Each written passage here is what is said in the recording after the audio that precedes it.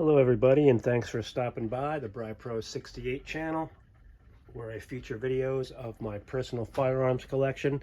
These are my current Berettas. I had a CX4 Storm rifle in 45 ACP that I just wasn't shooting, so I unloaded that. But I still maintain these 4 pistols. This was kind of an add-on.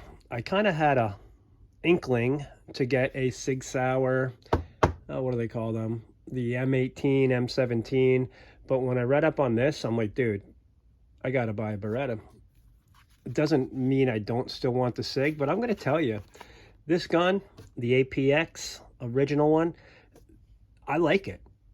Not everyone likes the raised slide serrations, but I see their practicality. It's actually shoots so well for me. This is a dedicated house gun.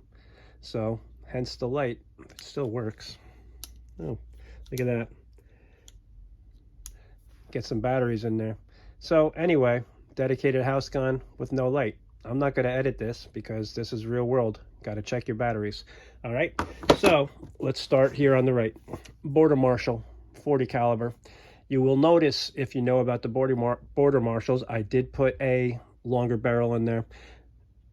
I like the Berettas to have that little extension, so I actually traded my, what are they, 4.3 for a 4.7, and never looked back. So there's my Border Marshal again. These guns are safety checked off camera. Border Marshal, 40 caliber, beautiful, love it. 92 Inox. For all those calling it blasphemy on the grips, I do have the original black ones. I have both the rubber set that it came with and a set of stocks that I took off the 92. So normally that's what it's wearing. I did actually, when I took it out of the box, I was surprised to see these still on. But that's my 92 Inox. Beautiful gun. Love it. Oh, I got this for 400 and change. I was at a gun show looking for it. Couldn't find one the whole show. I stopped at a local shop on the way back, and what's sitting in the used counter? So grab that on the spot. And then this is nothing to write home about, although it does have a few additions to it. This was just a newer 92, as evident by the slanted dust cover. Of course, the Wilson thin grips, which I'm going to say I do like. And then it has the decocker only model installed by yours truly.